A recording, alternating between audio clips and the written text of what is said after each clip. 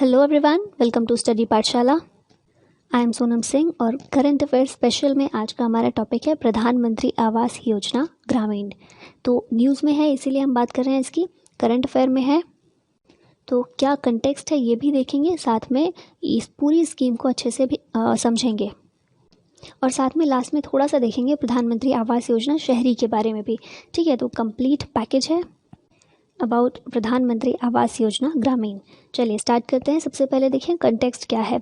तो अभी हाल ही में ग्रामीण विकास मंत्रालय के द्वारा दिए गए विवरण के अनुसार प्रधानमंत्री आवास योजना ग्रामीण के 1.10 करोड़ घरों के निर्माण का काम पूरा हो चुका है और इसीलिए न्यूज़ में आया है। और क्योंकि न्यूज़ में आया है तो इसलिए इम्पोर्टेंट हो जाता है। ठीक है, एग्ज़ाम में जो चीज़ें न्यूज़ में आती रहती हैं ना, भले ही वो अभी की नहीं, लागू पहले की गई हैं कुछ साल पहले, लेकिन न्यूज़ में आई हैं तो हमें बैकग्राउंड समझना बहुत ज़रूरी हो जाता है उसका, कि क्यों किस तरह से भी क्वेश्चन घुमा के पूछा जा सकता है। तो इसीलिए कम्प्लीटली देखेंगे।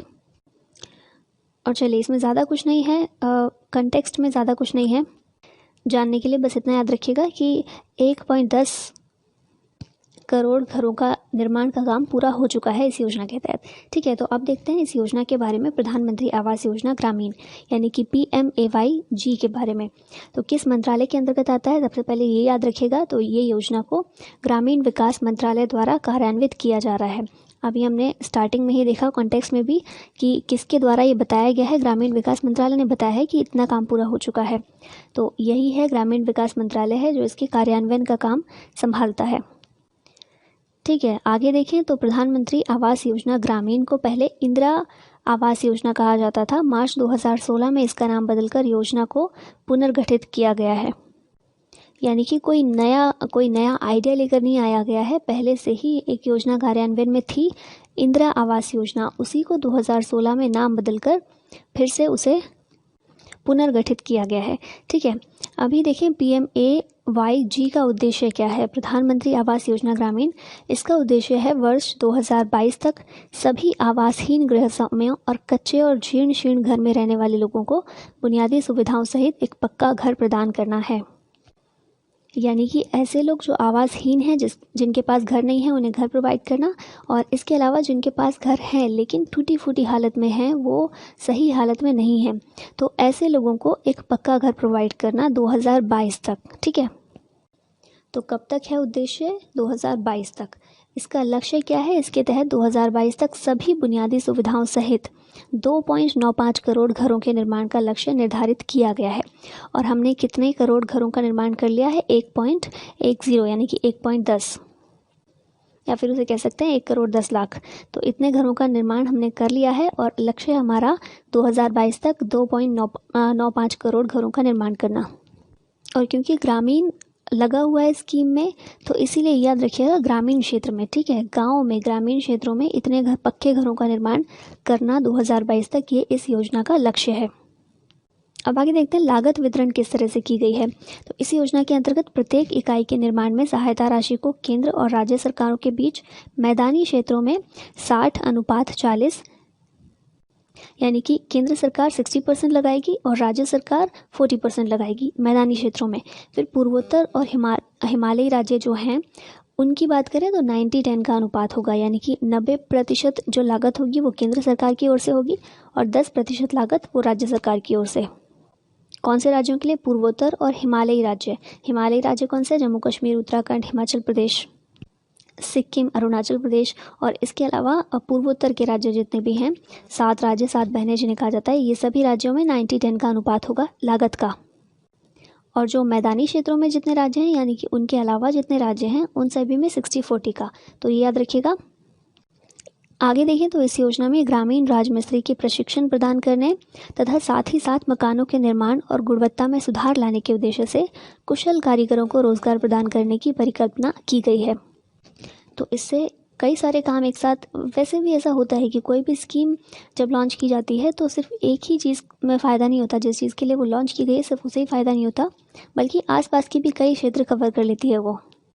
जैसे इसी स्कीम की बात की गई है, इससे एक फ़ायदा तो ये है कि लोगों को पक्का मकान मिलेगा रहने के लिए, और जो आवासहीन लोग हैं उन्हें घर मिलेगा। ठीक है, घर प्रोवाइड होगा, लेकिन उसके अलावा वो घर बनाने में कितने सारे लोग काम में लगेंगे। जैसे अभी बताया गया 1.10 करोड़ जो घर हैं उनका निर्माण हो चुका है, तो इन्हें बनाया होगा ना लोगों ने, और जिन लोगों ने बनाया होगा उन्हें रोज़गार मिला होगा। तो इसीलिए इस दृष्टि से भी ये इम्पोर्टेंट हो जाती है काफ़ी, रोज़गार प्रदान करने में बहुत इम्पोर्टेंट भूमिका ये स्कीम प्ले कर रही है।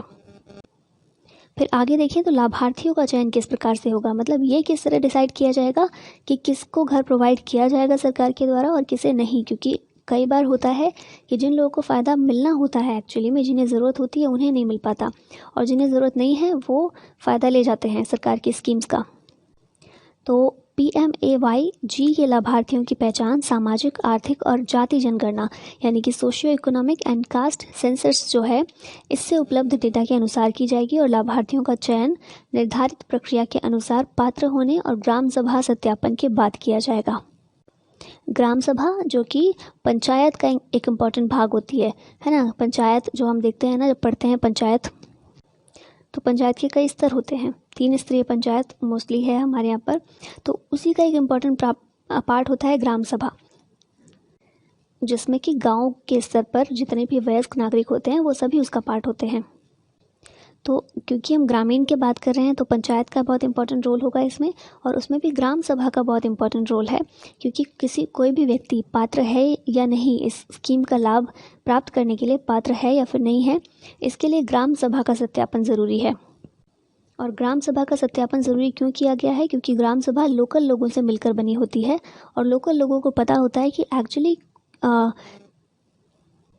सरकार की जो भी योजना है उसकी सही और ठीक तरीके से ज़रूरत किसे है, किसे ज़्यादा ज़रूरत है और किसे ज़रूरत नहीं है। तो इसीलिए ग्राम सभा का सत्यापन ये ज़रूरी बनाया गया है। और इसके अलावा जो भी डेटा उपलब्ध है सामाजिक, आर्थिक और जाति जनगणना के आधार पर, उसके अनुसार भी ये चयन किया जाएगा। ठीक है, अब हल्का सा हम बैकग्राउंड में फिर से चलते हैं। हमने देखा था कि पहले ये योजना कोई और थी, इंदिरा आवास योजना। तो ये कब लॉन्च की गई थी ये याद रखिएगा। हमने ये तो देख लिया कि 2016 में इंदिरा आवास योजना का नाम चेंज करके प्रधानमंत्री आवास योजना ग्रामीण इसकी शुरुआत की गई। लेकिन इंदिरा आवास योजना कब शुरू हुई थी, तो ये भी इम्पॉर्टेंट है याद रखना, जनवरी 1996 में। इंदिरा आवास योजना जनवरी 1996 में इसकी शुरुआत की गई थी, और चल रही थी योजना, अच्छा काम कर रही थी। लेकिन 2014 में जो कैग है, नियंत्रक और महालेखा परीक्षक, उनके द्वारा ये इसकी कई चीज़ों की जांच की गई थी और देखा गया था कि ये योजना किस तरह से काम कर रही है और लाभार्थियों को इससे लाभ मिल रहा है एक्चुअल में या फिर नहीं, या इतने लंबे समय से चल रही है तो कुछ इसने काम भी किया है पॉजिटिव या नहीं। तो कई सारे गैप नियंत्रक और महालेखा परीक्षक के द्वारा बताए गए थे इसमें, जैसे कि आवास की कमी का आकलन, लाभार्थियों के चयन में पारदर्शिता की कमी, घरों की कम गुणवत्ता, तकनीकी पर्यवेक्षण की कमी, अभिसरण की कमी, लाभार्थियों द्वारा ऋण नहीं लिया जाना और निगरानी के लिए कमज़ोर तंत्र, प्रभाव और परिणामों को सीमित कर रहे थे। तो ये कुछ कमियां थी, क्योंकि ऐसे क्यों नाम, ऐसे थोड़ी कि कोई भी उठा और आज मन किया कि ये योजना चल रही है, चलो इसका नाम चेंज करके हम दूसरी बनाएंगे। तो योजना जो चल रही थी उसको एनालाइज किया गया अच्छे से कि ये किस तरह से चल रही है, काम कर रही है या नहीं कर रही है, या फिर क्या क्या इसके अंदर कमियां हैं। ठीक है, तो ये सभी कमियां देखी गई, जो भी योजना का प्रभाव था, जो भी परिणाम था, वो सीमित हो रहे थे इनके कारण। और इसी वजह से जो नया ये कार्यक्रम शुरू किया गया, इन सभी कमियों को उस कार्यक्रम में दूर करने का प्रयास किया गया। और इस योजना की घोषणा मार्च 2016 में मिशन फॉर ऑल द्वारा 2022 मिशन के तहत की गई थी। 2022 के लिए सरकार के बहुत सारे मिशन हैं, स्पेशली जो ये बीजेपी की गवर्नमेंट है, 2022 के लिए बहुत सारे लक्ष्य रखे हुए हैं कि 2022 तक हमें काफ़ी सारी चीज़ें अचीव करनी है। तो उसी का मिशन फॉर ऑल के अंतर्गत इस योजना को, इस कार्यक्रम को भी शामिल किया गया। शुरुआत कब की गई, मार्च 2016 में। इससे पहले यही स्कीम चल रही थी, नाम कुछ और था, इंदिरा आवास योजना इसका नाम था, जो कि 1996 में शुरू की गई थी। ठीक है, तो ये कुछ चीज़ें इंपॉर्टेंट है, याद रखिएगा। अब हम लास्ट में थोड़ा सा देख लेते हैं प्रधानमंत्री शहरी आवास योजना के बारे में। तो कौन सा मंत्रालय है जो इसे संभालता है, इसका कार्यान्वयन देखता है, तो यह है शहरी मामलों का मंत्रालय। जो प्रधानमंत्री आवास योजना ग्रामीण है उसे ग्रामीण विकास मंत्रालय संभालता है, लेकिन शहरी वाली जो योजना है इसे शहरी मामलों का मंत्रालय संभालता है। यह मिशन 2015 से 2022 के लिए लागू किया जा रहा है। यह शहरी स्थानीय निकायों यानी कि अर्बन लोकल बॉडीज़ और अन्य कार्यान्वयन एजेंसियों को राज्यों या फिर केंद्र शासित प्रदेशों के माध्यम से केंद्रीय सहायता प्रदान करता है। ठीक है, जिस तरह से ग्रामीण वाला प्रधानमंत्री आवास योजना ग्रामीण है, वो क्या ग्रामीण क्षेत्रों में जो पंचायत है उन्हें शामिल करके, ग्राम सभा को शामिल करके आवास प्रदान करने की कोशिश की जाती है उस योजना के अंतर्गत। इसी तरह से कुछ इसमें है, लेकिन ये शहरों के लिए है। ठीक है, शहरों के लिए, इसीलिए शहरी स्थानीय निकाय जो है, जो कि नगर पालिका है, उन्हें शामिल करके कोशिश की जाती है कि ये जो लक्ष्य है इस योजना का, इसे पूरा किया जाए, इसे प्राप्त किया जाए। 2011 की जनगणना के अनुसार सभी वैधानिक शहर और बाद में अधिसूचित शहर मिशन के अंतर्गत शामिल किए जाएंगे। ठीक है, तो 2011 की जनगणना का इसके लिए प्रयोग किया जाएगा और शहरों को शामिल किया जाएगा धीरे धीरे करके। और इसमें भी कुछ वही उद्देश्य हैं कि जिन लोगों के पास घर नहीं है शहरी क्षेत्रों में, उन्हें घर प्रोवाइड करना। और कई लोग ऐसे हैं जिनके पास घर है लेकिन कच्चा मकान है या फिर बहुत जर्जर हालत में है वो, तो उसमें सुधार करना। ठीक है, उसमें सुधार करने के लिए हेल्प करना, या फिर कच्चे मकान को पक्के मकान के तौर पर प्रोवाइड करना, या फिर बाकी सारी बेसिक सुविधाएं जो घर में एक होनी चाहिए वो सभी प्रोवाइड करना। और कहाँ पर? शहरी क्षेत्रों में। तो ये लक्ष्य है प्रधानमंत्री आवास योजना शहरी का। तो ये था हमारा कंप्लीट टॉपिक, प्रधानमंत्री आवास योजना ग्रामीण, और इसी में हमने शहरी वाली जो योजना है उसके बारे में भी थोड़ा सा देखा। आई होप सारी चीज़ें और पूरी स्कीम आपको अच्छे से क्लियर हो गई होगी। तो इसी के साथ हमारे आज की वीडियो यहीं समाप्त होती है। वीडियो पूरी देखने के लिए थैंक यू वेरी मच। आप मिलेंगे नेक्स्ट वीडियो में किसी नए टॉपिक के साथ। तब तक के लिए थैंक यू वेरी मच। जय हिंद।